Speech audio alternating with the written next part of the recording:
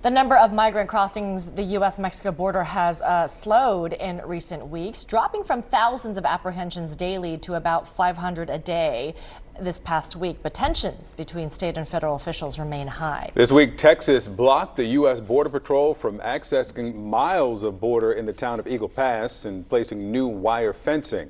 The Biden administration once again asks the Supreme Court to weigh in on Friday. They say the new barriers Texas has put up reinforce the need for the court to quickly intervene. Here's CNN's Rafael Romo. A small boy's abandoned shoe, a jacket stuck in barbed wire, a pile of recently discarded clothes. Along the Rio Grande, not far from Eagle Pass, Texas, signs of human presence are everywhere. This is the fence that runs along the border in this part of Texas. This 38-year-old Honduran mother traveling with her 3-year-old son and 16-year-old daughter said the reasons for crossing are more powerful than the measures intended to stop them.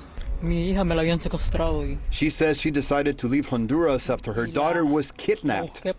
This crisis has spiraled way out of control, and we are at the point of no return. A local law enforcement official says an influx of about 1,000 migrants a day in December was way more than they could handle at Eagle Pass, Texas, a town of less than 30,000 at the border with Mexico. On the law enforcement side, we're suffering because we don't have the manpower to take care of what we call the local business, the criminal elements, and then the immigration problem. So it's costing us a lot of manpower. New York and Chicago have made headlines because of the resources and money they've had to divert towards care for asylum seekers transported to them from Texas. We talk about $12 billion in addition to what we already need to run this city. And it's unfair for New Yorkers to carry that burden. But the impact is also being felt in smaller cities. The Federal Emergency Management Agency has granted nearly $12 million in funding to Atlanta since 2022 to offset costs associated with migrant arrivals. Maricopa County, where the city of Phoenix is located, allocated $5 million last May in funding for nonprofit agencies serving refugees. The cost of sheltering asylum seekers in Pima County, Arizona, has been more than $65 million since 2020.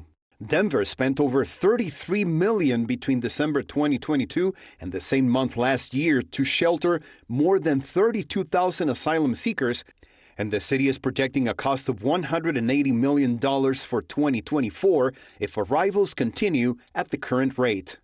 That's a whopping 15% of its current budget, according to a city spokesperson. And more migrants are now on their way to some of these cities, including Marcelle Giraldo, a 33-year-old domestic worker from Colombia who says she risked everything in hopes of giving her only daughter a better life. What these migrants share in common is uncertainty. What options do they have now that they have made it to the United States? Many don't even know if they will be able to have dinner tonight. What they know, they say, is that they don't want to go back to where they came from. We witnessed an emotional reunion, a family of Cubans who hadn't seen each other for 5 years. Two sisters who risked everything for the American dream. She told us they were kidnapped in Mexico. Her family had to pay ransom only to be robbed again shortly after being released. Now they have nothing but the support of their family. Her motivation? Her 7-year-old son, her only child, she's hoping to bring to America once her asylum request, she hopes, is approved. Rafael Romo, CNN, on the U.S. southern border.